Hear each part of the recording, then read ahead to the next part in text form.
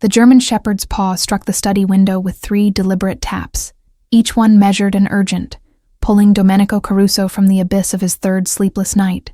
Through the glass, amber eyes locked onto his with an intelligence that defied animal instinct, communicating something primal that bypassed logic entirely. His 6-year-old son, Paolo, had vanished 72 hours ago from the fortified estate, disappearing between the moment his nanny checked on him and the 10 minutes it took for her to return with warm milk.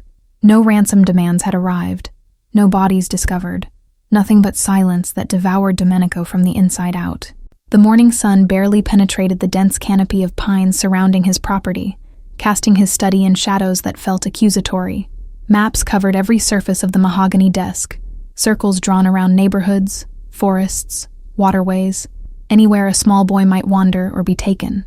His men had searched until their voices went hoarse, calling Paolo's name, but the forest swallowed sound like it swallowed hope. Local authorities maintained polite distance from Domenico's tragedy, unwilling to investigate too closely into the affairs of a man whose business dealings existed in perpetual twilight. Domenico had inherited his father's empire at 24, 4 years before meeting the woman who would become Paolo's mother. She had been light itself, somehow seeing past the blood on his hands to something redeemable buried deep within. They'd had 6 perfect years before cancer claimed her, leaving Domenico with a son whose eyes held her gentle spirit and a grief that calcified into something harder than any criminal conviction. Paolo was his redemption made flesh, the single thread connecting him to humanity, and now that thread had been severed. The dog tapped again, more insistently, its muscular frame silhouetted against dawn's pale emergence. Something in those eyes reminded Domenico of his late wife's gaze when she'd been keeping secrets, the kind meant to protect, rather than deceive. He'd never seen this animal before, yet it watched him with recognition, as though it had been searching specifically for him. The shepherd's coat gleamed dark sable in the weak light, impeccably maintained despite appearing from nowhere. Domenico crossed to the window, his hand trembling as it reached for the latch. Sleep deprivation made reality feel negotiable, but the desperation clawing through his chest demanded he follow any lead, no matter how impossible. The moment he opened the window, cold forest air rushed in, carrying the scent of cedar and damp earth. The shepherd backed away 3 precise steps, maintaining eye contact, its posture communicating expectation rather than threat. "You know something," Domenico whispered, his voice fractured from disuse and screaming his son's name into an indifferent wilderness. The dog tilted its head, then turned deliberately toward the tree line where morning mist clung to ancient trunks like ghostly sentinels. Every instinct forged through years of navigating criminal underworlds told Domenico this was either divine intervention or elaborate trap. Yet what choice existed when your child's absence carved holes through your lungs with each breath? He grabbed his jacket without bothering to inform his security team, men trained to kill but helpless against a disappearance that left no trail to follow. The shepherd waited at the forest's edge, patient as death itself, watching Domenico descend the stone steps from his study's private entrance. Dew soaked through his Italian leather shoes immediately, but physical discomfort registered as distant static compared to the screaming void where his son should be. The dog moved the instant Domenico reached the tree line, not running, but maintaining a steady pace that assumed he would follow. It navigated between towering pines with supernatural confidence, occasionally glancing back to ensure Domenico hadn't fallen behind. The forest here was old growth, protected by environmental laws that even his influence couldn't circumvent. Ironic, given his wife's passionate speeches about preserving wild spaces. He'd nodded along while mentally calculating profit margins, never imagining these very trees might hold answers to his unraveling. 20 minutes of hiking brought them to terrain Domenico had never explored, despite living adjacent to these woods for 8 years. The shepherd moved through brambles and over fallen logs with liquid grace, while Domenico crashed behind like a city-dwelling fool chasing phantoms. His lungs burned from cigarettes and stress, but adrenaline provided fuel that rational thought couldn't. Somewhere overhead, ravens called warnings that went unheeded by both man and beast. The shepherd paused beside a creek swollen with spring runoff, turning to fix Domenico with another of those unnervingly intelligent stares. It seemed to be gauging whether he possessed sufficient determination to continue, whether he deserved whatever revelation waited deeper in these woods. Domenico met the animal's gaze without flinching, pouring every ounce of paternal desperation into that silent exchange. After a moment that stretched into eternity, the dog dipped its head once, almost a nod, and continued across stepping stones Domenico hadn't noticed. The forest grew darker as they climbed, the canopy so dense that morning might as well have been dusk. Ferns covered the ground in prehistoric abundance, and moss transformed every surface into something primordial and untouched by modern corruption. This was the world his wife had loved, the wilderness she'd disappeared into for hours during their marriage, returning with dirt under her nails and peace in her expression. He'd been too consumed building his empire to ask where she went, what called her away from their temperature-controlled mansion. The shepherd's ears suddenly pricked forward, its entire body going still with focused attention. Domenico froze behind it, hand instinctively moving toward the pistol holstered beneath his jacket. They'd reached a small clearing where sunlight managed to penetrate, illuminating something that made his heart seize with recognition.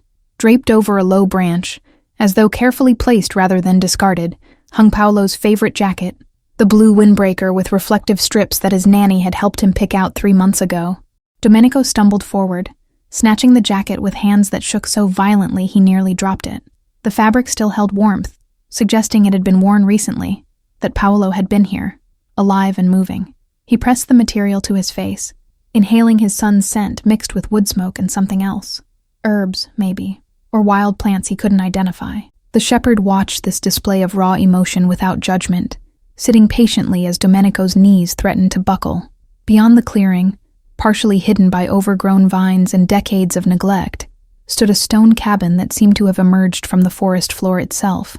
Its walls were constructed from river rock mortared together with such skill that time had barely touched them, though wooden shutters hung at odd angles, and the roof showed gaps where shingles had surrendered to gravity. The shepherd moved toward this structure with purposeful determination, its nails clicking against a stone pathway that led to a weathered door hanging ajar. Domenico followed because alternatives no longer existed, his son's jacket clutched against his chest like a talisman. The cabin's interior was surprisingly dry, despite its apparent abandonment, dust motes dancing in light that filtered through broken windows. Simple furniture remained, a table, 2 chairs, shelves lined with mason jars containing substances he couldn't identify. Someone had been here recently. A blanket lay folded on the narrow bed, and the stone fireplace contained ash still soft with recent warmth. The shepherd moved to the far corner where a wooden chest sat beneath the room's single window. It scratched at the chest once, twice, then looked at Domenico with unmistakable instruction. His hands trembled worse than before as he crossed the room, every horror his imagination could conjure playing through his mind. The chest wasn't locked, the hinges protesting but yielding when he lifted the heavy lid. Inside, wrapped in oilcloth to protect against moisture, he found a stack of photographs that stopped his breath entirely. The top image showed a young girl, perhaps 8 years old, standing in this very clearing with a smile that punched through Domenico's chest like a bullet. He knew that smile, had fallen in love with its grown-up version, had watched it fade during chemotherapy sessions that stolen everything beautiful from the world. His wife stared out from the photograph, decades younger but unmistakably her, surrounded by people he'd never seen, a family that had never been mentioned in the life history she'd shared. Behind them, barely visible in the photograph's background, sat this same stone cabin looking much better maintained than its current state suggested. Domenico's legs finally gave out, sending him to his knees on the cabin's dusty floor, with the photograph clutched in white-knuckled fingers. His wife had never mentioned growing up near these woods, had claimed a childhood in the city, with adoptive parents who died before they met. Every story she'd told about her past suddenly felt like carefully constructed fiction, and the betrayal cut deeper than any enemy's knife. The shepherd approached and pressed its cold nose against his hand, offering comfort that somehow made the moment more surreal.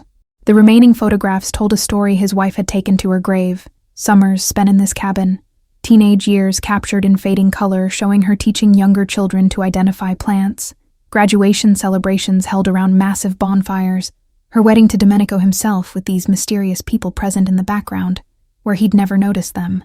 He'd been so focused on her walking toward him that day, so consumed by disbelief that someone so pure would choose someone so stained, that he'd failed to truly see who stood witness. Now those faces stared at him from frozen moments, accusing him of willful blindness. The German shepherd suddenly moved to the door, releasing a low whine that communicated urgency without aggression. Domenico forced himself to stand, tucking several photographs into his jacket pocket alongside Paolo's windbreaker. Dawn had fully broken during his time in the cabin, forest sounds increasing as the world woke to another day his son remained missing. The dog's body language had shifted from patient guide to active hunter, every muscle coiled with purpose that demanded immediate action. They descended from the cabin into a ravine Domenico hadn't noticed during their ascent, the shepherd navigating steep terrain with confidence that suggested intimate familiarity. Water trickled somewhere nearby, the sound growing louder as they pushed through dense undergrowth that showed no signs of trails or human passage. His expensive clothes snagged on thorns and brambles, collecting mud and tree sap, transforming him from crime lord into desperate father with each ruined garment. The contrast between his manicured estate and this raw wilderness felt like crossing into another dimension entirely. The ravine opened onto a clearing where a stream cut through ancient rock formations, creating natural pools that reflected the canopy above. The shepherd stopped at the water's edge, lowering its head to drink while keeping one eye fixed on Domenico. He knelt beside the animal, cupping cold water to his face, the shock of it cutting through exhaustion and emotional overload. His reflection wavered in the disturbed surface, eyes hollowed by grief, stubble darkening his jaw, the polished veneer of control completely shattered. Movement in his peripheral vision brought Domenico's hand to his weapon, before conscious thought registered the action. A woman stood among the trees on the opposite bank, so still that she might have been carved from the forest itself. She watched him with eyes that held the same unsettling intelligence as the shepherd's gaze, her clothing practical and earth-toned, blending seamlessly with the surroundings. Long, dark hair hung in a braid over one shoulder, and her feet were bare despite the cold ground, suggesting either insanity or adaptation beyond his understanding. The shepherd barked once, sharp and commanding, then began crossing the stream using rocks as stepping stones. The woman didn't flee or react with fear, merely continued watching Domenico with an expression he couldn't decipher. When the dog reached her side, it pressed against her leg in obvious affection, and she placed one hand on its head without breaking eye contact with Domenico. That gesture of familiarity confirmed what he'd begun suspecting. This animal hadn't found him by accident. "Who are you?" Domenico's voice emerged rough and threatening, despite his intention to sound calm. The woman's lips parted as though to answer, then closed again, her brow furrowing with what looked like frustration. She raised one hand to her throat, shaking her head slowly, and understanding crashed over him like ice water. She couldn't speak, whether from injury or birth he couldn't determine, but her silence was absolute. The irony wasn't lost on him. He'd built an empire on carefully chosen words and negotiations, now confronted with someone beyond his primary weapon's reach. The woman gestured toward the forest behind her, a sweeping motion that encompassed the deeper wilderness, then pointed at Domenico with clear intention. She wanted him to follow, to trust someone who emerged from nowhere with a dog that knew too much, and secrets that involved his dead wife. Every survival instinct screamed this was a trap, that he was being led away from safety into ambush. Yet she made no move to threaten, and the shepherd sat calmly at her side, its tail sweeping the ground in patient expectation. "My son," Domenico managed, his voice breaking on the second word. "Paolo, 6 years old. Have you seen him?" The woman's expression transformed instantly from guarded neutrality to something approaching compassion.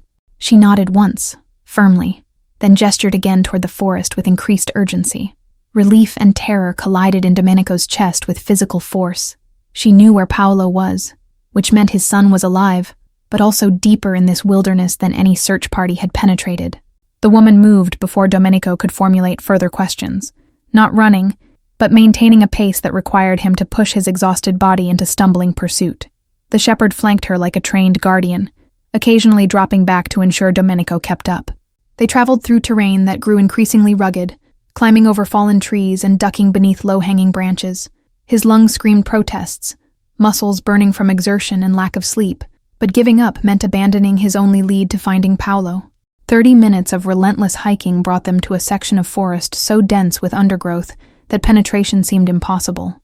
The woman paused, glancing back at Domenico with something like apology, then dropped to her knees and disappeared into what appeared to be solid brambles.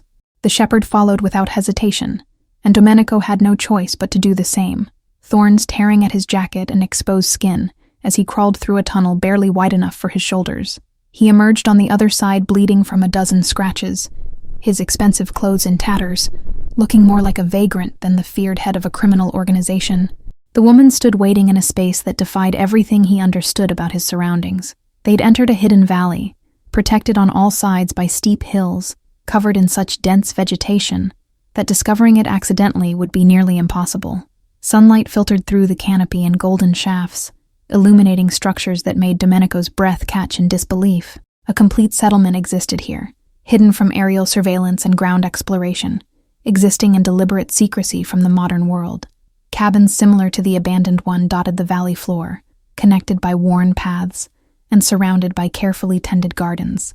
Smoke rose from several chimneys, and the sound of children's laughter drifted through the air, a sound that brought Domenico to a complete stop, his heart hammering against ribs that suddenly felt too tight.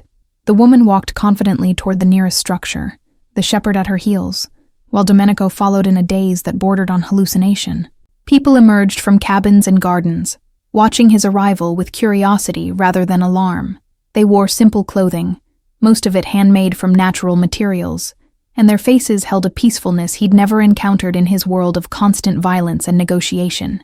Several children peeked from behind adult legs, their eyes wide with the innocent fascination of youth encountering something unfamiliar. Then he saw him, Paolo, sitting beside a fire pit in the valley's center, completely absorbed in learning to weave what appeared to be a basket from willow branches. An elderly woman sat beside his son, guiding small hands with patient gestures, speaking in low tones that carried affection rather than threat. Paolo looked unharmed, clean, and startlingly content, showing none of the terror Domenico had imagined consuming his son during 3 days of absence.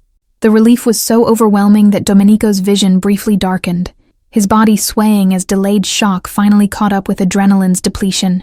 Paolo! The name tore from Domenico's throat in a sound more animal than human, loud enough to startle birds from nearby trees.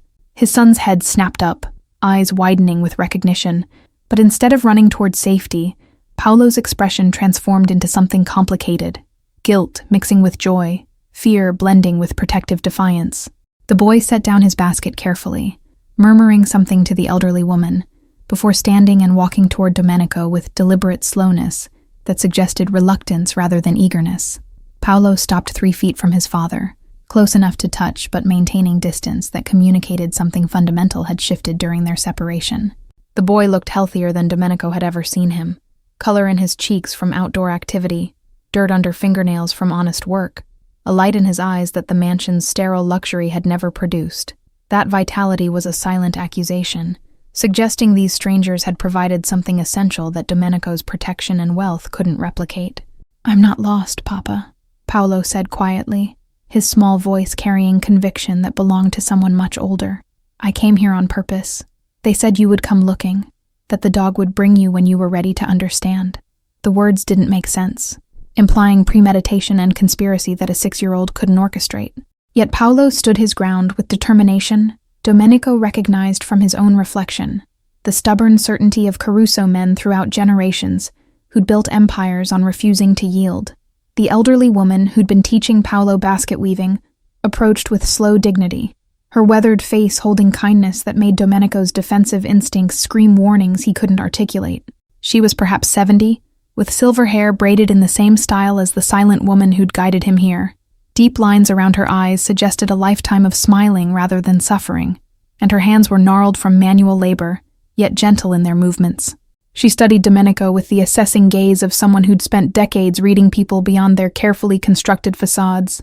"You have your mother's eyes," she said to Paolo, her voice accented with something regional Domenico couldn't place. "But your father's fire, a dangerous combination if not properly guided." She turned that penetrating stare on Domenico, and he felt stripped bare under scrutiny that somehow saw past his reputation into the frightened man beneath. "Your wife spoke of you often during her visits here. She loved you desperately, but worried what world she'd brought a child into by marrying into yours." The revelation struck Domenico like a physical blow. His wife had maintained connection to this place throughout their marriage, visiting without his knowledge, discussing their life with strangers he'd never been allowed to meet. The betrayal he'd felt in the cabin intensified, mixing with grief that had never properly healed from her death. These people had known her in ways he apparently hadn't, understood pieces of her soul she'd deliberately hidden from him. The shepherd sat beside the silent woman, watching this confrontation with patient attention that suggested it had witnessed similar scenes before. She never told me about any of this, Domenico managed, gesturing at the settlement, at Paolo's contentment, at the community that existed in impossible secrecy. Never mentioned a childhood here, never brought me to meet. His voice broke as the full scope of her deception settled into his consciousness. Who are you people? Why did she keep you secret?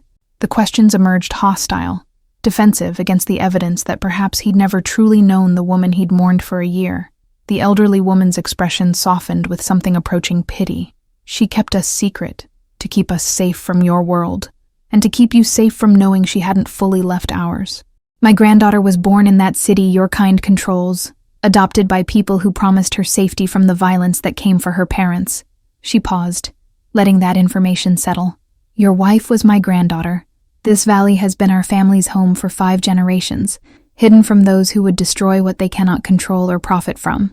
Domenico's legs threatened to give out for the second time that morning, the implications cascading through his understanding of everything he'd believed about his life. His wife hadn't just hidden her past.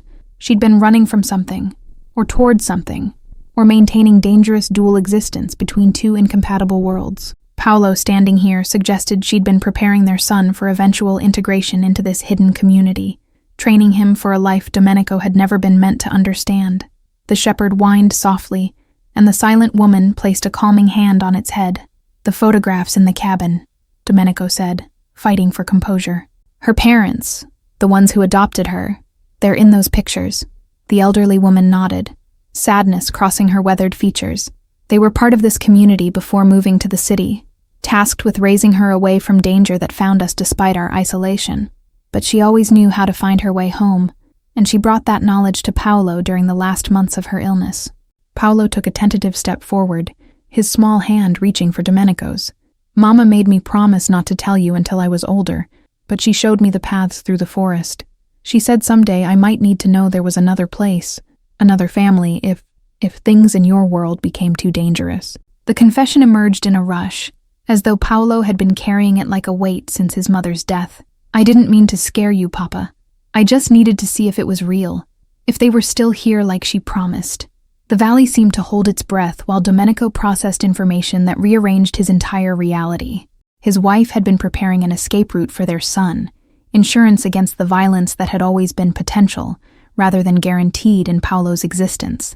She'd loved Domenico enough to marry him, to bear his child, but not enough to trust that world wouldn't eventually consume everything she held precious. That lack of faith cut deeper than any enemy's betrayal ever could. Your wife asked us to watch over Paolo if something happened to her, the elderly woman continued, her tone gentle but unyielding. The dog was hers, trained to protect your son and guide him here if necessary.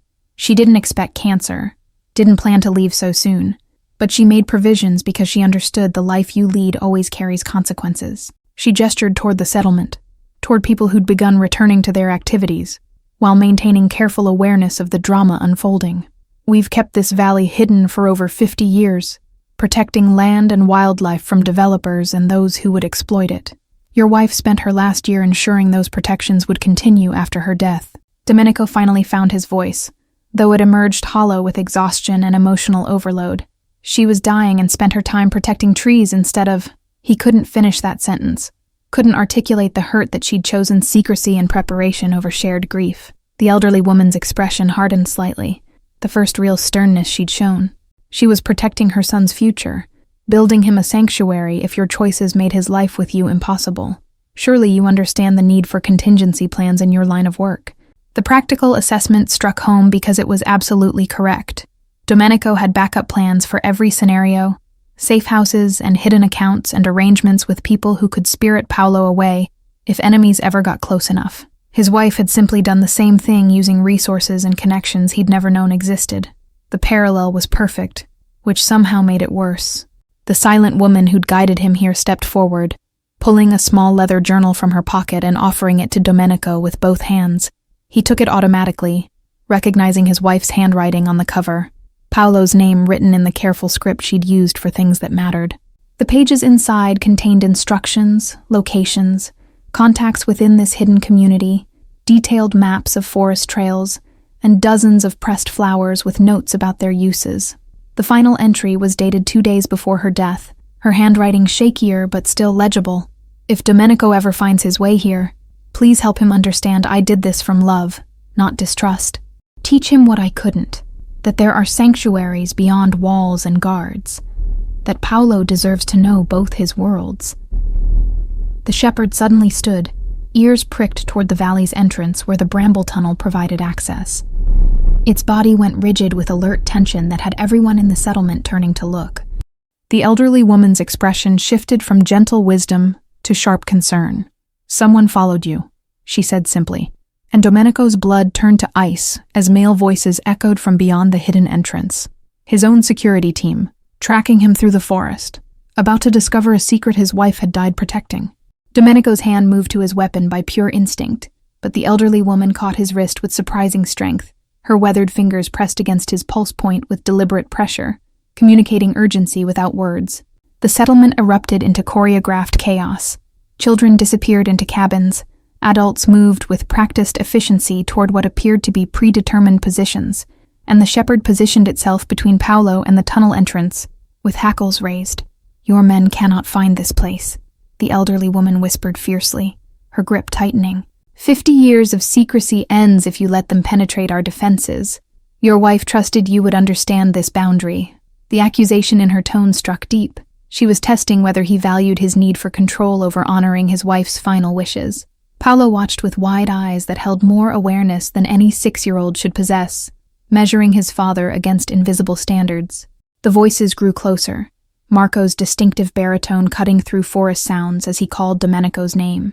They'd tracked him through the woods using methods Domenico himself had taught them, following broken branches and disturbed undergrowth with the persistence of trained hunters. The silent woman who'd guided him here moved swiftly to the tunnel entrance, pulling aside what appeared to be solid brambles to reveal carefully woven branches that could be repositioned to disguise the opening completely. Her movements held the fluid grace of someone who'd performed this concealment countless times.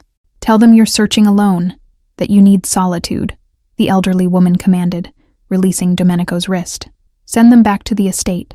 Prove you can choose your son's safety over your need for armed protection." The challenge was explicit. Demonstrate that he trusted these strangers more than his own men, that he could operate without the violent infrastructure he'd spent years building. Paolo's expression wavered between hope and doubt, waiting to see which version of his father would emerge. Domenico moved toward the tunnel before conscious thought could override instinct, crawling back through thorns that tore at already damaged clothing.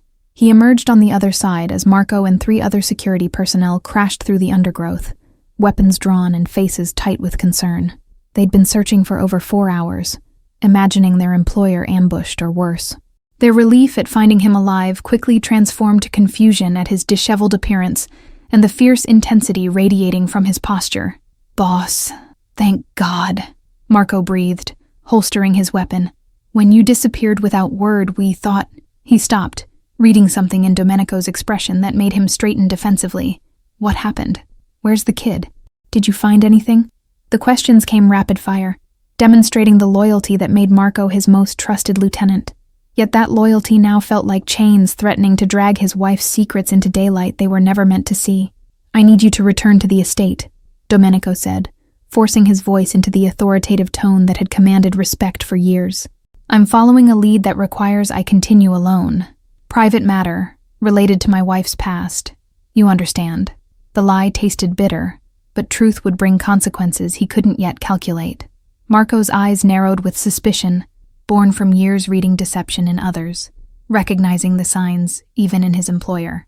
"With respect, boss, you look like you've been through a war," Marco countered, gesturing at torn clothing and bleeding scratches. "Whatever you're following could be trap. Let us secure the area first, establish perimeter, then—" His tactical suggestions were perfectly reasonable, exactly what Domenico would have ordered in any other situation. But this wasn't about logic or security protocols. It was about honoring a dead woman's trust and protecting a secret that predated his involvement. "That's an order, not a request," Domenico cut him off, allowing cold authority to ice his tone. "Take the men back. Tell the household staff I'll return when I've found what I'm looking for. No one follows me. No one searches these woods. Clear?" The finality in his voice left no room for negotiation, though Marco's jaw tightened with barely suppressed frustration. The other men shifted uncomfortably, caught between duty to protect and obligation to obey. Marco held his gaze for 3 long seconds, engaging in a silent battle of wills they'd never had before. Finally, he nodded once, sharply. Your call, boss. But if you're not back by nightfall, I'm bringing every man we have into these woods. Understood? It was as close to defiance as Marco had ever come, demonstrating the genuine concern that made him more than just hired muscle. Domenico accepted the compromise with a slight dip of his chin, watching as his security team retreated through the forest with obvious reluctance. He waited until their voices faded completely before turning back to the concealed tunnel, finding the silent woman already pulling aside the camouflage to grant him re-entry. Her eyes held approval mixed with something else, curiosity perhaps, about a man from her grandmother's stories who'd just chosen secrecy over his established power structure. The shepherd waited on the other side, tail wagging slightly, as though congratulating Domenico on passing some crucial test. The settlement had returned to apparent normalcy by the time he emerged into the hidden valley, though Domenico noticed adults positioned strategically where they could respond to threats while maintaining facades of mundane activity. The elderly woman stood beside Paolo, one weathered hand resting on his shoulder in a gesture of protection that suggested she'd claim the boy as her own if Domenico proved unworthy. That quiet defiance would have enraged him days ago. Now it only highlighted how little control he actually possessed. You chose well, the elderly woman acknowledged, her stern expression softening marginally. Your wife believed you capable of growth beyond violence. Today you offered evidence supporting that faith. She released Paolo, who immediately ran to Domenico with the uncomplicated affection of childhood, temporarily overriding complicated circumstances. Domenico caught his son, holding him with desperate intensity, while trying not to crush small ribs against his chest. I was so scared, he whispered into Paolo's hair, breathing in the scent of wood smoke and pine that replaced his son's usual expensive shampoo. 3 days thinking I'd lost you like I lost your mother. Don't ever. His voice broke before he could finish the command, and Paolo's small arms tightened around his neck. The shepherd approached and sat beside them, its presence somehow comforting, despite the animal's role in orchestrating this entire revelation. The silent woman touched his shoulder gently, drawing Domenico's attention to her concerned expression. She gestured toward one of the larger cabins, then mimicked drinking from a cup and eating, practical concerns he'd ignored during adrenaline's reign. His body suddenly registered exhaustion, hunger, the dozen ways he'd punished himself during 72 hours of sleepless searching. Paolo pulled back, looking at his father with worry that mirrored the adult faces surrounding them. You should rest, Papa, Paolo said softly. They have food, real food from the gardens, and Iris makes tea that Mama used to love. The casual mention of his wife, the revelation that Paolo had been here before and knew these people by name, drove home how much of their lives had existed outside his awareness. The silent woman, Iris, apparently, nodded encouragingly, gesturing again toward the cabin with patient insistence. Domenico allowed himself to be guided toward shelter, legs trembling with delayed shock and physical depletion.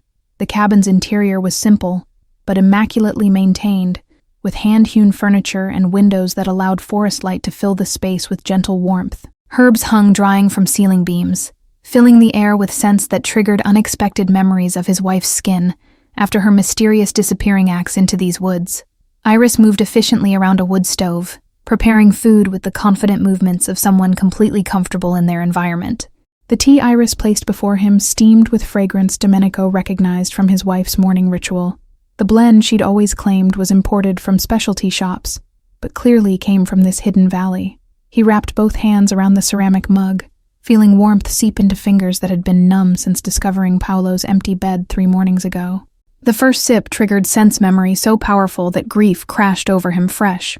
She'd been drinking this valley's essence every morning of their marriage, maintaining connection to roots she'd never admitted existed. Paolo sat beside him on the rough-hewn bench, small body pressed against his side with the clingy affection that only emerged when his son felt genuinely vulnerable. The boy picked at homemade bread slathered with butter that tasted like it had come directly from a churn, his eyes tracking Iris as she moved silently around the cabin.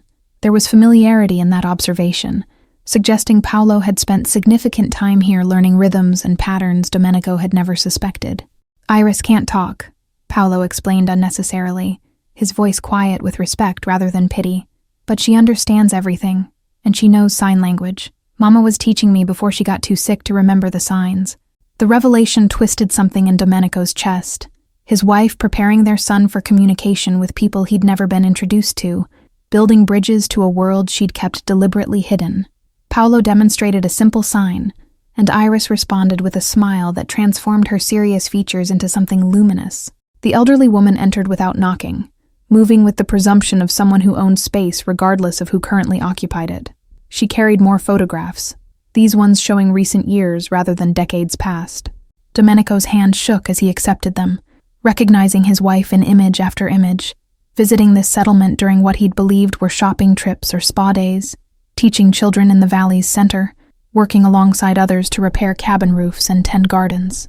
Her face in these photographs held a contentment he'd rarely seen during their life together. She came here every few weeks, more frequently during the last year, the elderly woman explained, settling into a chair across from them, initially to maintain connection to her heritage, later to prepare Paolo for the possibility he might need refuge. She brought supplies, medical knowledge from the city, news about development threats to the surrounding forest. In exchange, we taught her the old ways: plant medicine, sustainable living, how to exist without leaving traces your world could follow. Domenico forced himself to study each photograph with detective's attention, cataloging evidence of his wife's double life. There she was, teaching a teenage girl to identify medicinal herbs. There she stood with chainsaw in hand, helping clear fallen trees after a storm. There she sat in a circle of elders, notebook open, recording knowledge they wanted preserved. In every image, she looked vibrantly alive in ways his expensive gifts and protected mansion had never achieved. Why hide it?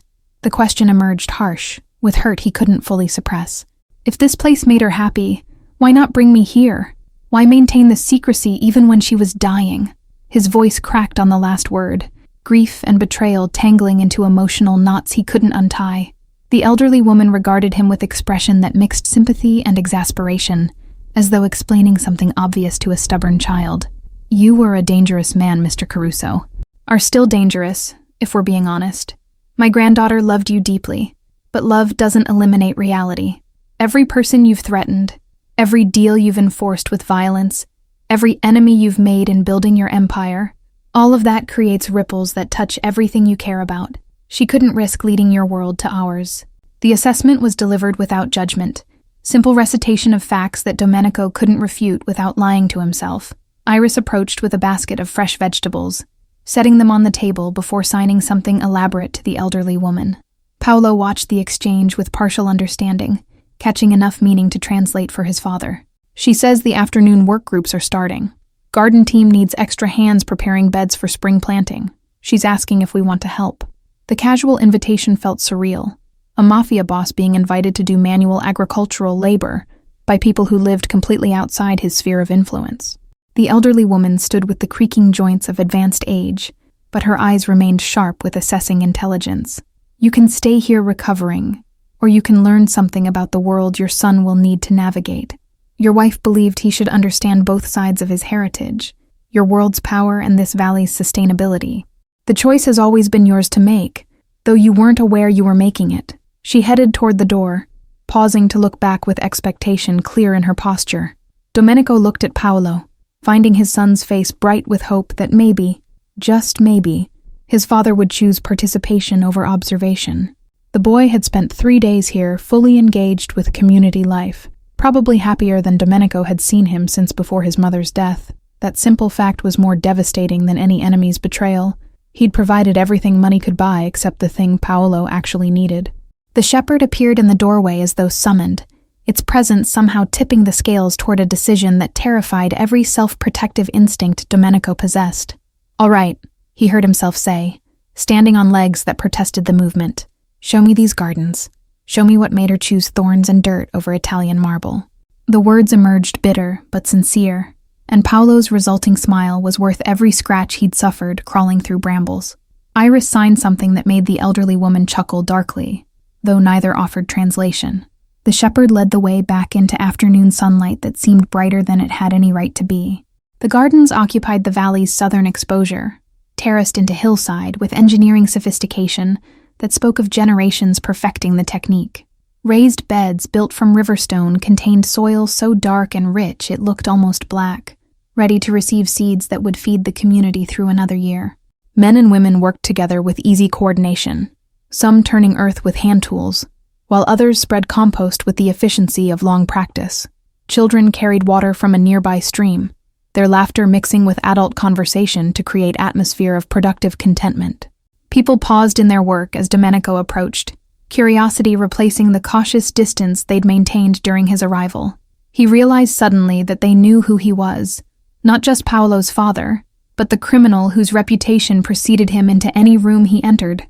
Yet no fear showed in their faces, only the same assessing quality he'd seen in the elderly woman's eyes. They were measuring him against his wife's descriptions, determining whether he deserved the trust she'd apparently requested they extend. Iris handed him a shovel with expression that suggested she expected him to have no idea how to use it. The assumption rankled despite being partially accurate.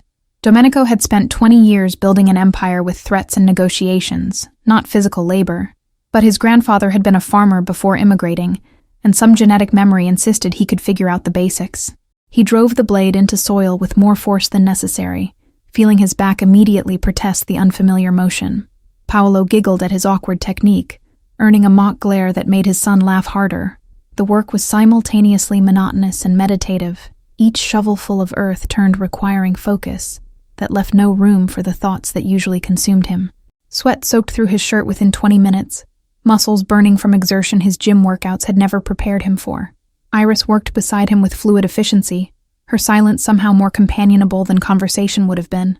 She corrected his grip with gentle touches, demonstrated proper posture to save his back, communicated entire lessons through gesture and patient example.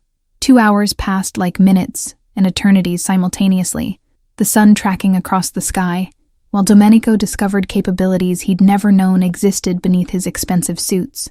His hands blistered despite gloves someone had thoughtfully provided, and dirt worked its way under his fingernails in ways his manicurist would despair over.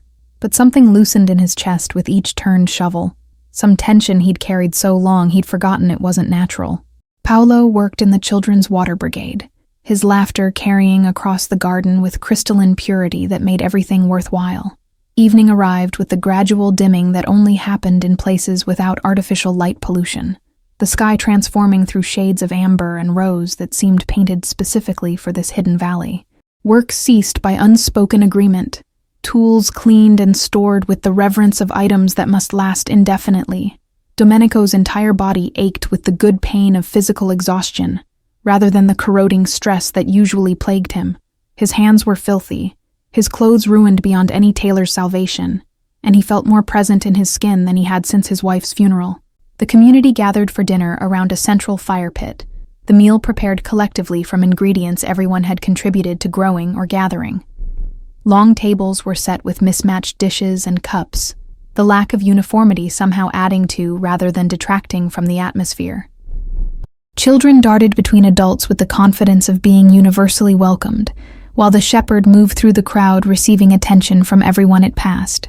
Paolo stayed close to Domenico, but no longer clung, his comfort level suggesting this place felt like home in ways their mansion never had. Iris appeared beside Domenico with a bowl of stew that smelled like heaven and tasted even better, the flavors complex and satisfying in ways his chef's elaborate creations never achieved. She signed something, and the elderly woman translated from her position across the fire. "She wants you to know your wife's favorite spot was the bench beneath the ancient cedar at the valley's edge. She'd sit there for hours writing in her journal, working through thoughts she couldn't share anywhere else. The information was offered as gift, an invitation to understand the woman he'd loved, but apparently never fully known." After dinner, Domenico followed Iris's directions to find the cedar she'd mentioned, an enormous tree that must have been centuries old judging by its massive trunk. The bench beneath it was simple but well-maintained, positioned to overlook the valley below, while remaining sheltered by sweeping branches. Moonlight filtered through needles to create patterns on weathered wood, where his wife had apparently spent countless hours seeking peace. He sat heavily, his battered body grateful for rest, and pulled her journal from his jacket pocket where it had remained throughout the day's labor. The entries spanned their entire marriage, beginning with cautious hope that maybe she could build a life bridging two worlds. Early pages bubbled with love for Domenico, mixed with concern about his business dealings, her elegant handwriting revealing internal struggles she'd never voiced aloud. She'd written about finding him fundamentally good beneath the violence his circumstances required, believing she could help him see alternatives to the path his father had set him on. The optimism was heartbreaking in retrospect, knowing how things ultimately ended. Middle entries grew darker as she documented, realizing that Domenico wasn't interested in changing, that he'd chosen his empire over the values she'd hoped they'd share. She'd written about their arguments, ones he barely remembered, where she'd questioned the necessity of certain deals or the wisdom of particular alliances. His dismissals of her concerns were recorded in hurt phrases that made his chest tighten with belated regret. Yet alongside the pain, she'd written about Paolo's birth rekindling hope that maybe becoming a father would transform Domenico in ways marriage hadn't. The final year's entries were devastating, chronicling her diagnosis and treatment, while simultaneously detailing her desperate efforts to prepare Paolo for life without her. She'd written about bringing their son to the valley, teaching him the paths and people who could provide sanctuary if Domenico's world became too dangerous. Her fear wasn't that he'd intentionally harm Paolo, but that the violence inherent in his lifestyle would eventually consume their son through proximity. Each entry hammered home the reality that she'd died believing Domenico incapable of choosing anything beyond the power and control he'd spent years accumulating. The last entry stopped his breath entirely. If Domenico ever finds this journal, if the shepherd successfully brings him here after I'm gone, maybe there's hope. I've loved him through every terrible choice, every moral compromise, every moment he chose empire over ethics, but I can't love him into changing. That choice has to be his. All I can do is create a path for Paolo to escape if necessary, and trust that maybe, someday, Domenico will understand why I had to. The words blurred as tears Domenico had been suppressing for 3 days finally broke through his carefully maintained control. Iris found him there sometime later, sitting in darkness with his wife's journal clutched against his chest, like it could somehow bring her back. The silent woman carried a lantern that cast gentle light across his devastated expression, without judgment or pity. She settled onto the bench beside him, maintaining respectful distance while making her supportive presence clear. They sat in silence for long minutes, Domenico's grief finally given space to breathe beyond the constant demands of appearing strong for employees and enemies alike. Eventually, Iris pulled out a small notebook, writing quickly before showing him the page. She spoke of you often during the last months. Despite everything, she never stopped believing you had capacity for choosing differently. She said you'd protected her with the same fierceness you'd later protect Paolo, that the violence in you came from love turned defensive rather than inherent cruelty. She thought grief might crack you open enough to see beyond what your father taught you to value. The words were offered not as absolution, but as evidence that his wife had understood him better than he'd understood himself. Domenico looked toward the valley where firelight still flickered, and voices carried on night air with the contentment of people who'd found sustainable ways to exist. Paolo was down there somewhere, probably being told stories or learning songs, absorbing community life with the adaptability of childhood. His son deserved better than being collateral damage in battles Domenico had chosen to fight, better than living behind walls and armed guards, because his father couldn't imagine alternative ways of wielding influence. His wife had tried to tell him this for years, but he'd been too consumed by empire building to listen. I don't know how to be anything except what I am, he said aloud, not sure if he was speaking to Iris, or his wife's memory, or the forest itself. The people I've hurt, the deals I've made, the reputation I've built. All of that exists regardless of whether I want to change. There's no walking away clean from the life I've chosen. The admission felt like confession, acknowledging reality he'd spent years justifying as necessary, rather than examining as deliberate choices he'd made repeatedly. Iris wrote again, her pen moving with confident speed. Your wife didn't expect you to become someone different. She hoped you'd choose to apply your capabilities differently. You've built an empire through force and fear. Imagine what you could build with those same skills directed toward protecting things that matter. This valley has survived 50 years through careful legal navigation and strategic obscurity. We could use someone with your understanding of power structures to ensure we survive 50 more. The proposition was presented as simple fact rather than manipulation, inviting him to consider alternatives he'd never imagined possible. The idea settled into his consciousness like a seed finding fertile soil. His entire adult life had been oriented around accumulating power for its own sake, proving he could exceed his father's achievements through superior ruthlessness. But what if that same strategic intelligence could be repurposed toward preservation, rather than exploitation? The valley's existence depended on remaining hidden from developers and government entities that would either destroy it or regulate it into something unrecognizable. That was a problem his particular skill set could actually solve. My enemies would use this place against me if they knew it existed, Domenico said slowly, working through implications. Any known vulnerability becomes a target. Me being here, Paolo being here, creates risk for everyone. The objection was practical rather than dismissive, his mind already cataloging potential threats and necessary precautions. Iris nodded acknowledgement, but wrote something that suggested she'd anticipated this concern and had thoughts about how to address it. Your wife spent a year establishing legal protections, trusts and conservation easements that make this land untouchable regardless of who owns the surrounding property. She used her own name, not yours, specifically to avoid connecting it to your reputation. What we need now is someone who understands how enemies think, who can anticipate threats and neutralize them before they materialize, someone whose own survival depends on this valley's secrecy remaining intact. Iris handed him the notebook, letting him absorb her words at his own pace. Domenico read the paragraph 3 times, feeling the logic settle around him like carefully woven net. His wife had been preparing for this possibility, creating legal infrastructure that could protect her sanctuary even after her death. But legal documents only worked when no one had reason to examine them closely or challenge them aggressively.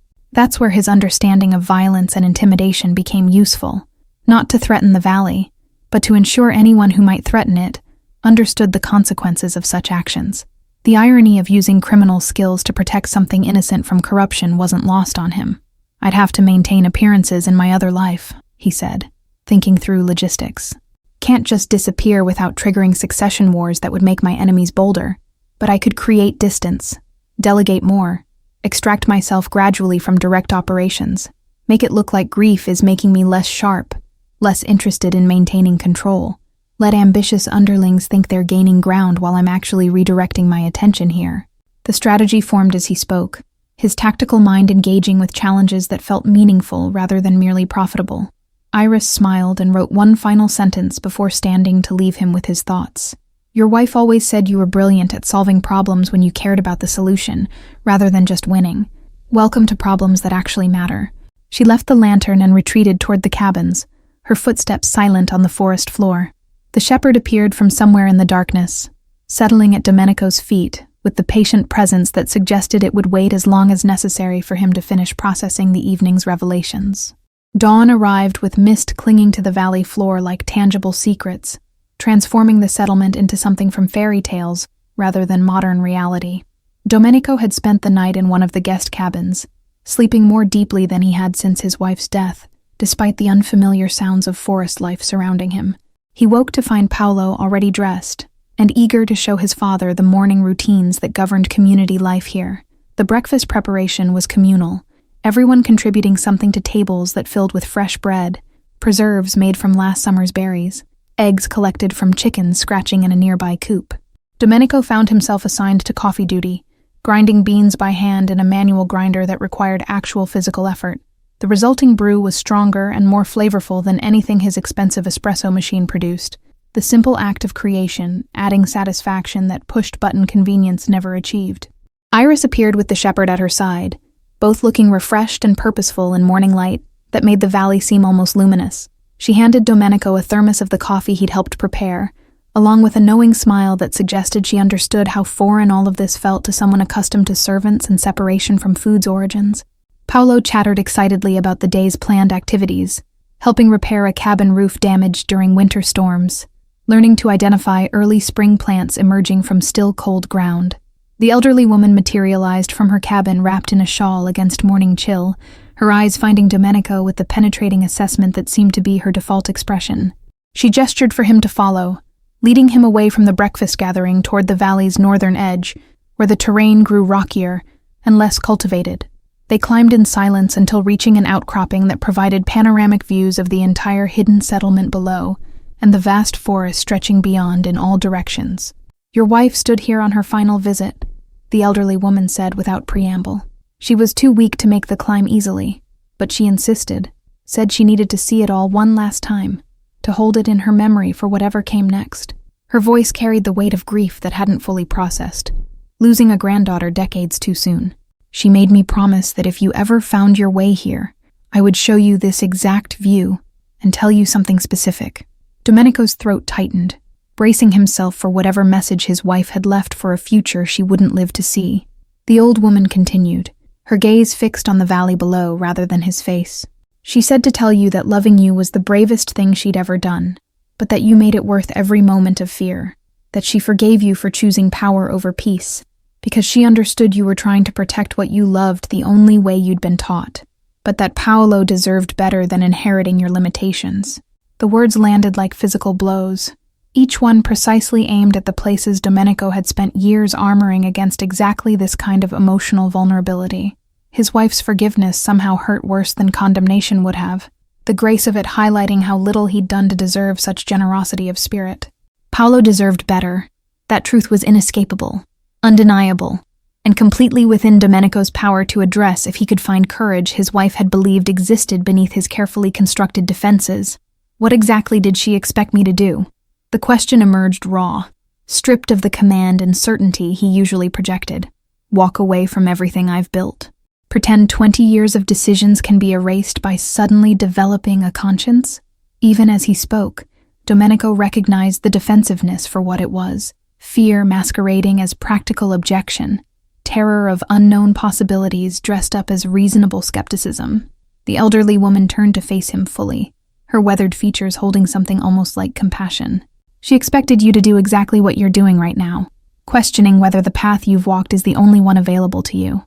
Your wife didn't believe in overnight transformations or dramatic conversions. She believed in gradual evolution, choices made differently one day at a time until they accumulated into genuine change.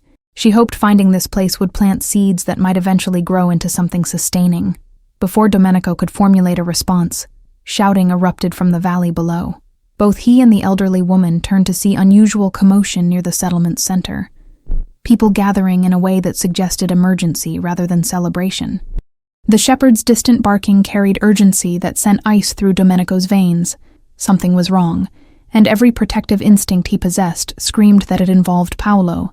He was running down the slope before conscious thought engaged, the elderly woman's calls for caution lost behind him as gravity and fear propelled him forward.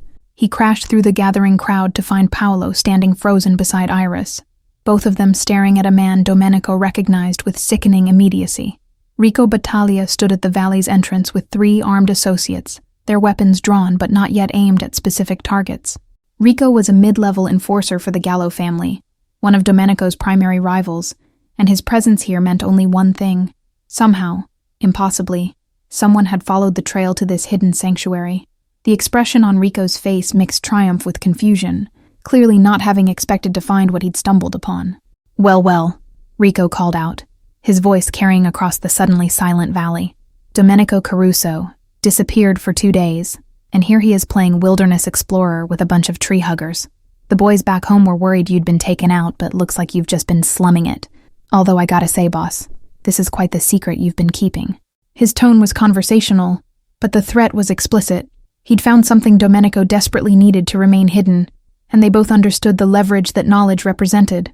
Domenico's hand moved toward his concealed weapon, before strategic thinking overrode reactive violence. Shooting Rico would only confirm there was something here worth protecting, and would bring more attention when he inevitably didn't report back. The shepherd positioned itself between the armed men and Paolo, hackles raised and teeth bared in warning that suggested it would tear throats out if they moved toward the boy.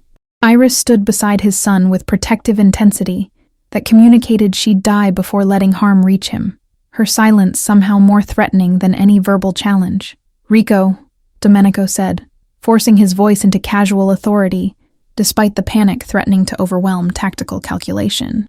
You've got 15 seconds to explain how you found me, and why you thought tracking me without permission was a good career move. The implicit threat hung in morning air. Rico had violated protocols by following a superior without orders, stepping outside established hierarchies in ways that could justify severe consequences. But they both knew the real question was what happened next, how this situation resolved, without destroying everything Domenico's wife had built to protect. Rico's confidence wavered slightly, recognition that he'd perhaps miscalculated by coming here with hostile energy rather than feigned concern. Marco sent word you'd disappeared into the woods alone, seemed worried. I was in the area on other business and figured I'd check that you weren't in trouble. Guess I was right to be concerned. Finding you out here with your kid and a bunch of strangers who seem real interested in staying off the grid. Makes a man wonder what other secrets you've been keeping from the families who depend on your leadership. The implication was clear.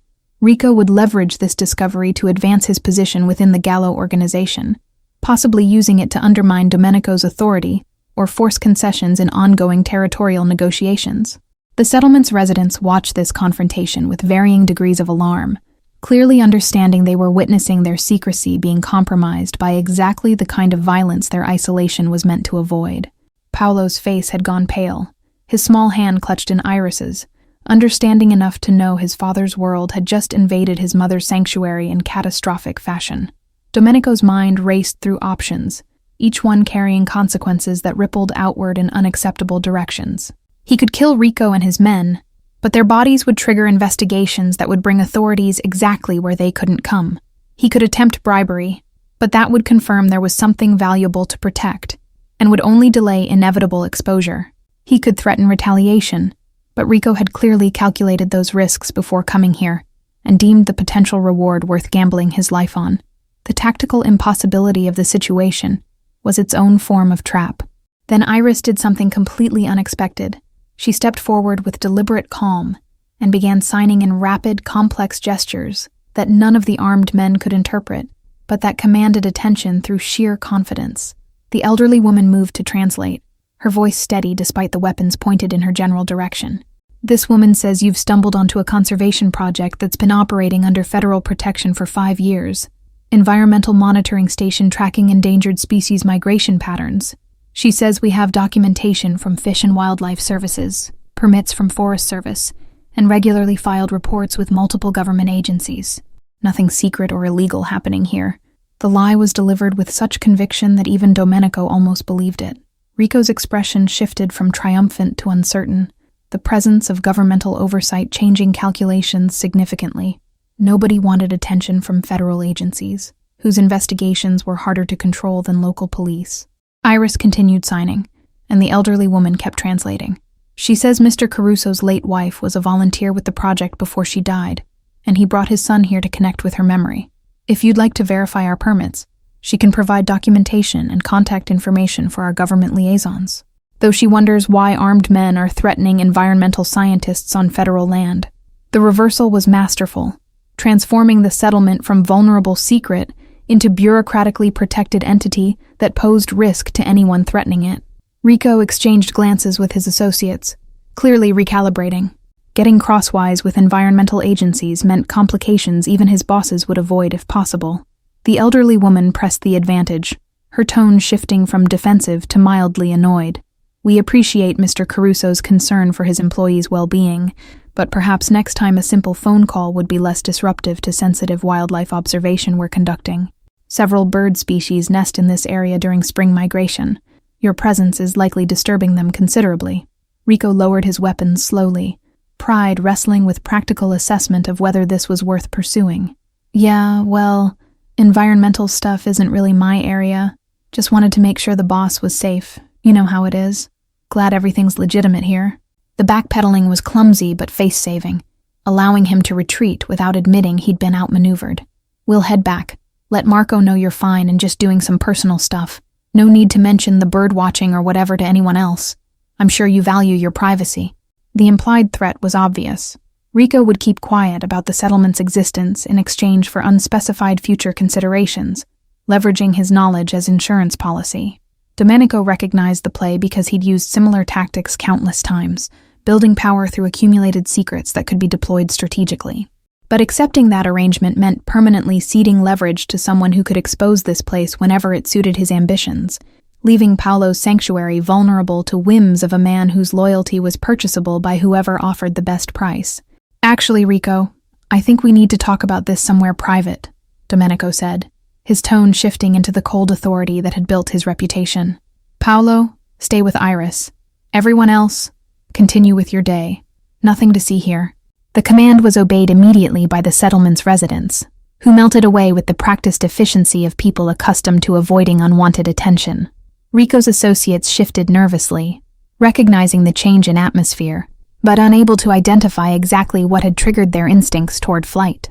Domenico led Rico away from the valley's center toward a section of forest dense enough to muffle sound, but open enough that treachery would be difficult to accomplish undetected. The shepherd followed at distance, maintaining watch without interfering. Once they were sufficiently isolated, Domenico turned to face Rico with expression that made the other man's hand drift toward his holstered weapon. "Here's how this is going to work," Domenico said quietly. "You're going to forget you ever found this place. You're going to tell Marco I was visiting my late wife's conservation project and got emotional about her memory. You're going to file this away as personal tragedy rather than exploitable intelligence." Rico's laugh was nervous rather than genuine. "And why would I do that when I'm sitting on information that the gallows would pay handsomely for? No offense, boss, but your family connections and grief don't outweigh career advancement." The defiance was expected, even necessary for what came next. Domenico had spent 20 years reading men like Rico, understanding exactly which pressure points would transform bravado into compliance without requiring violence that would echo back destructively. "Because I'm going to give you something better," Domenico continued, pulling out his phone and scrolling to encrypted files he'd never planned to use. "I've got documentation of every violation the Gallo organization has committed in the past 5 years.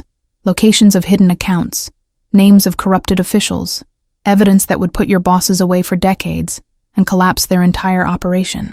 He turned the screen to show Rico enough proof to be credible without revealing everything. "This information goes to federal prosecutors if word about this valley reaches anyone outside this forest. Your bosses go down, and everyone knows you're the reason." The color drained from Rico's face as implications crystallized. Betraying Domenico would mean destroying his own organization, making him a target for every surviving member seeking revenge. But staying quiet meant passing up leverage that could have advanced his position significantly. The calculation was brutal: certain destruction versus uncertain advancement. Domenico watched the internal struggle play across Rico's expression, with the detached interest of someone who'd forced similar choices on dozens of men over the years. "That's a lot of collateral damage just to protect some bird watchers," Rico said weakly, his earlier bravado completely evaporated. "Makes a man wonder what's really going on out here that you'd burn everything to keep it quiet." The implied question hung between them. What was valuable enough to justify mutually assured destruction as protection strategy? Domenico met his gaze without flinching, allowing genuine emotion to show through his usual mask of calculated control. "It's not about what's here," Domenico said quietly. "It's about honoring my wife's dying wish that our son have somewhere safe from the life I've built. This valley is Paolo's inheritance from his mother, clean, protected, untouched by the corruption we swim in daily. You have children, Rico.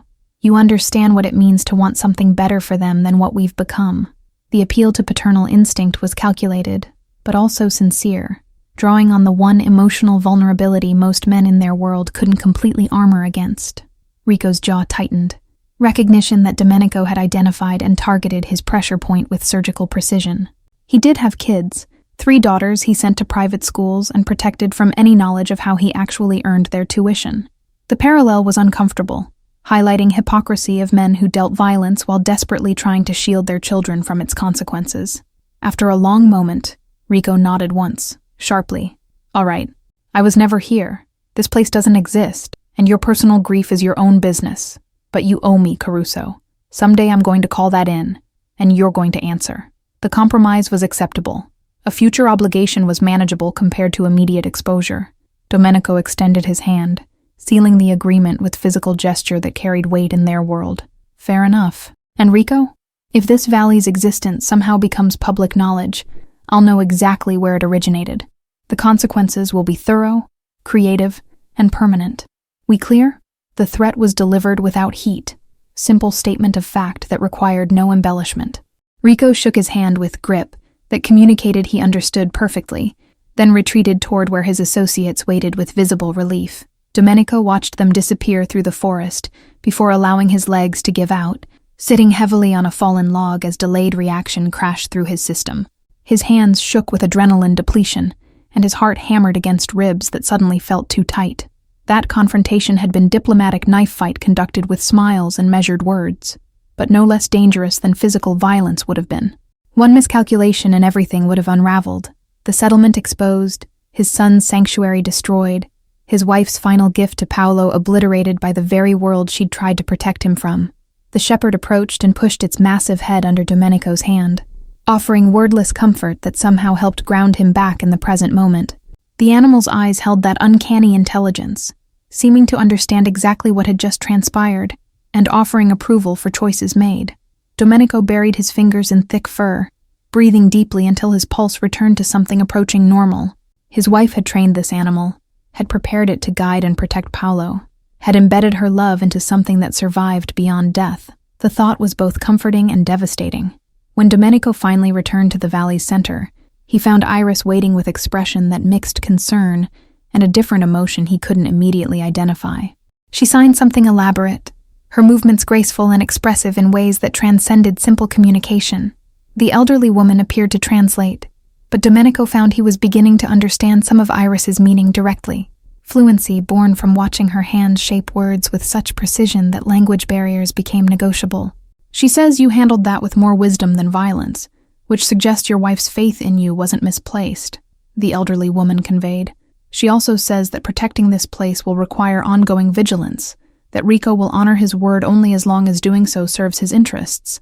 She's offering to teach you the valley's defenses, trails that lead nowhere, sensor systems that detect intrusion, communication networks that don't rely on technology your enemies can track.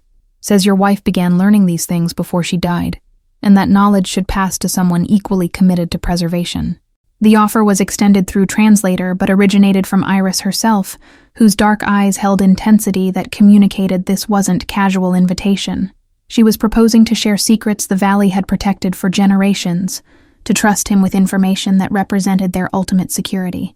The significance wasn't lost on Domenico. This was acceptance, recognition that he'd proven himself worthy of inclusion in the community his wife had been born into. More than that, Iris's expression held something personal, an acknowledgement of connection that had formed through shared purpose and unspoken understanding. Over the following days, Iris became his guide into aspects of valley life that visitors never saw. She showed him hidden observation posts where sentries monitored approaches without being detected. She explained the signal system that used specific bird calls to communicate warnings across distances. She taught him which plants could be used to obscure trails, and which created natural barriers that channeled potential intruders into observable corridors. Each lesson was conducted in near silence, their communication evolving into shorthand of gesture and expression that required fewer words than conversation with people he'd known for years. Evenings found them sitting by the fire after Paolo had been put to bed, Iris writing in her notebook, while Domenico studied maps and documentation his wife had compiled. Sometimes the elderly woman joined them, adding context to legal structures and historical decisions that had shaped the valley's current protections. But increasingly, she left them alone, her knowing glances suggesting she recognized something developing between them that didn't require, and might be hindered by, external interference. The shepherd sprawled between them like blessing, its presence somehow sanctioning whatever was growing in the spaces their words didn't fill. Domenico found himself watching Iris with attention that transcended strategic interest, noticing how firelight caught the elegant line of her throat when she tilted her head while writing. Her silence had stopped feeling like limitation, and started registering as form of communication more honest than the manipulative words he'd spent years perfecting. She spoke through the meals she prepared with care, through the patient way she corrected his mistakes learning valley protocols, through the soft expression that transformed her serious features when Paolo ran to show her some discovery or accomplishment. Her entire existence was testament to different ways of being powerful. One evening, while reviewing property boundaries on survey maps his wife had marked with potential threat assessments, Iris reached across the space between them and took his hand. The gesture was simple, initiated without fanfare or dramatic build-up, but it stopped Domenico's breath completely. Her palm was rough with calluses from physical work, warm against his skin, and the contact communicated something her voice couldn't have articulated. She wasn't offering romance in the traditional sense he understood it, wasn't proposing to replace his wife's memory. She was extending partnership, suggesting they could build something new while honoring what had been lost.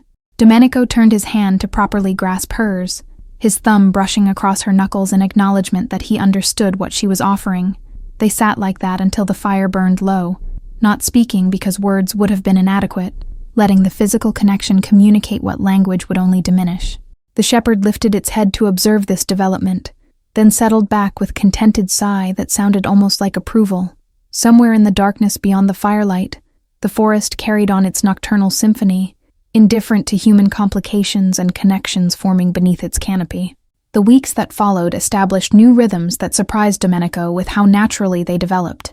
He began splitting his time between the valley and his estate, maintaining appearances in his criminal organization while systematically extracting himself from its most violent operations.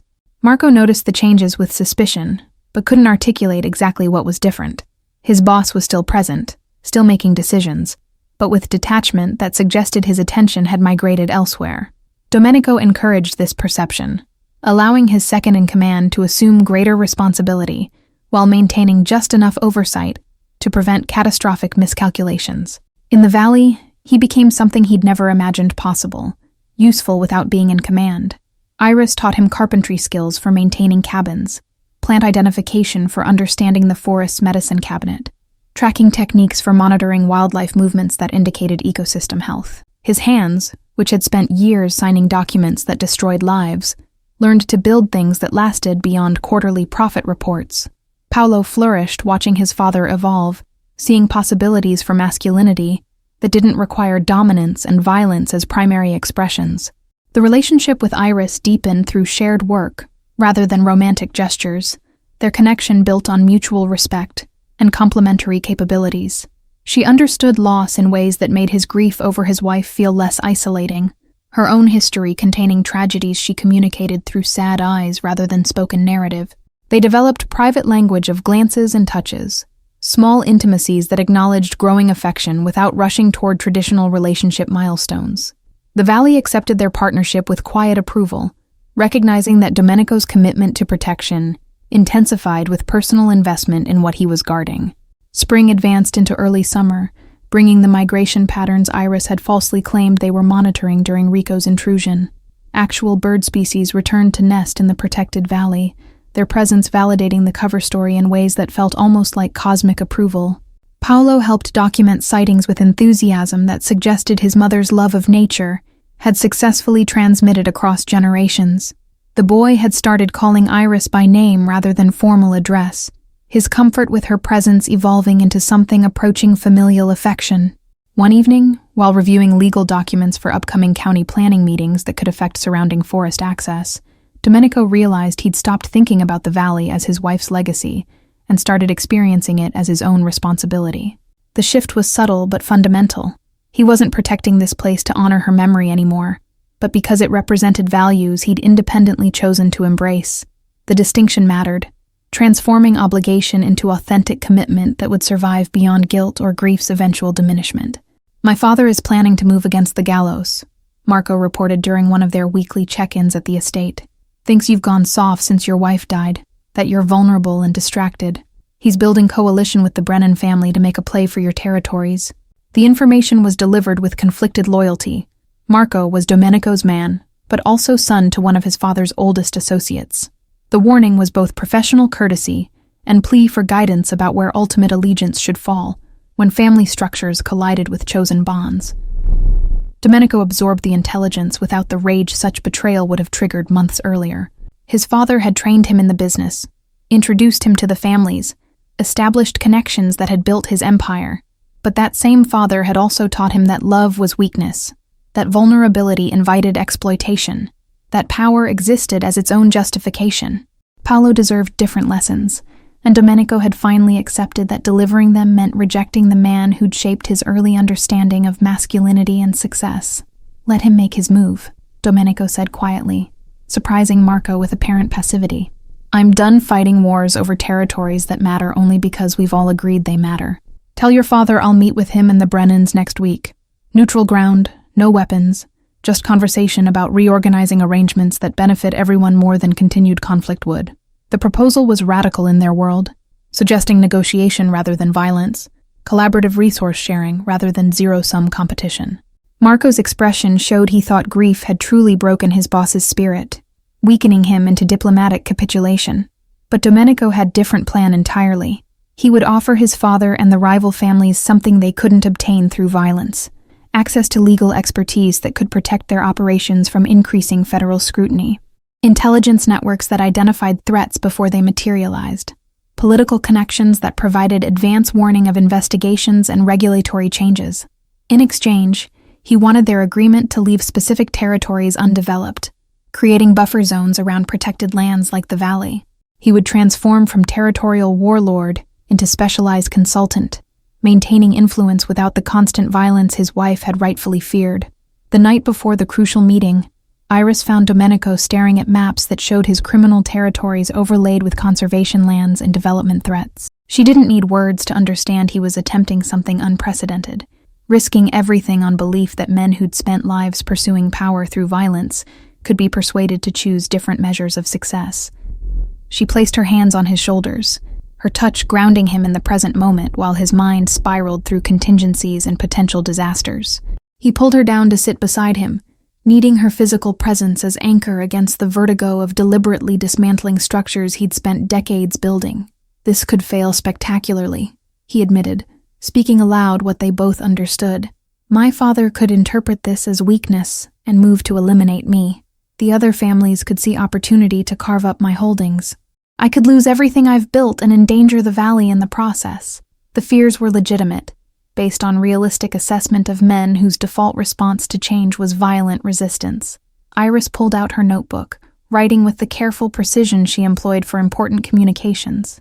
Your wife spent her last year preparing for the possibility you might choose this path. She established fallback positions, legal documents that activate if something happens to you, financial resources hidden under names no one would think to search, contacts with environmental organizations that could mobilize public pressure if necessary.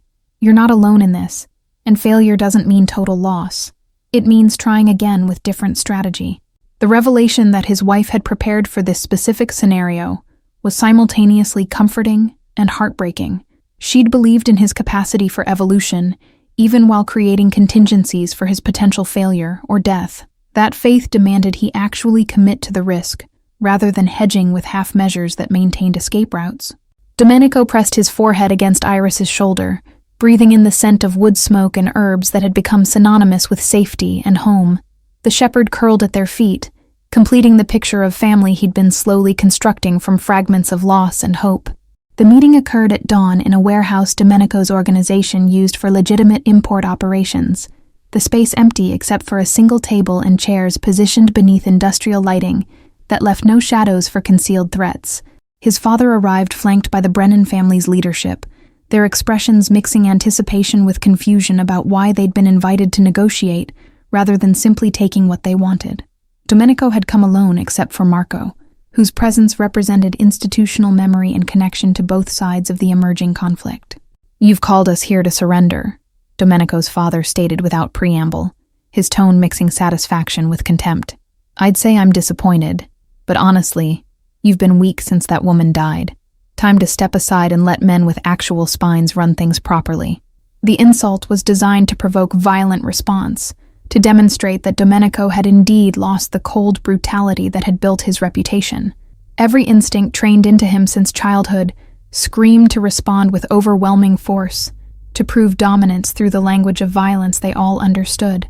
Instead, Domenico smiled with genuine amusement that confused everyone present. I'm not surrendering anything. I'm retiring from the game you're playing because I've found a more interesting one. But I'm offering you something valuable before I go. Information, connections, and expertise that will make you all richer and safer than territorial warfare ever could. In exchange, I want agreements protecting specific properties from development and a clean exit that doesn't require me to destroy everything to keep you from pursuing me into retirement. The proposal hung in the warehouse's stale air, so unexpected that none of the hardened criminals knew how to respond initially. His father recovered first, leaning back in his chair with expression that suggested he thought his son had suffered complete mental breakdown. And why would we agree to anything when we can just take what you're offering and everything else you own? You've already admitted you're out. That makes you prey, not partner. The logic was sound according to their world's rules, which was precisely why Domenico had prepared for this response. Because the federal government is about to bring RICO charges against the Brennan organization, and they have evidence that will trace back to your operations as well, Father, Domenico said calmly, producing documents from sealed envelope. I know this because I've been their confidential informant for the past 6 months, feeding them information about everyone except myself. These charges disappear if you accept my terms. They proceed if I give the signal that negotiations have failed. You have 10 minutes to decide whether pride is worth spending your final years in federal prison. The silence that followed was absolute, broken only by sound of papers being passed around the table, as hardened criminals confronted evidence of their own betrayal by someone they'd underestimated. Domenico's father's face had gone dangerously red, rage warring with self-preservation instinct honed through decades of survival. The Brennan leadership exchanged glances that communicated they were calculating whether killing Domenico would prevent the information from being released or simply guarantee it. Marco had gone pale, understanding that his boss had been playing a completely different game than anyone suspected while appearing weak and grieving. "You've been working against us for months," his father finally managed, voice tight with controlled fury. "Your own family. For what? Some nature preserve where your dead wife used to volunteer? You've thrown away everything I built, everything I taught you for trees and birds?" The incomprehension was genuine. He truly couldn't process that his son had valued something beyond power and wealth accumulation, that different success metrics existed than the ones he'd spent his life pursuing. "I've thrown away a life that killed my wife through stress and fear, that would eventually kill my son through violence or corruption," Domenico corrected quietly. "I'm keeping the parts that matter. Paolo, connections to people who choose cooperation over conquest, and the ability to sleep without wondering which enemy will move against me tomorrow. You can join me in choosing differently, or you can fight me and lose everything, but you don't get to take what I'm protecting." That option died when I decided my son's future mattered more than my father's approval. Thank you all for following this story. If you've been moved by Domenico's journey from darkness into light, please write in the comments from which place you're watching this story unfold, and don't forget to like, subscribe, and share this video. Your support means everything, and helps me continue bringing these stories to life. Until next time, remember that it's never too late to choose differently.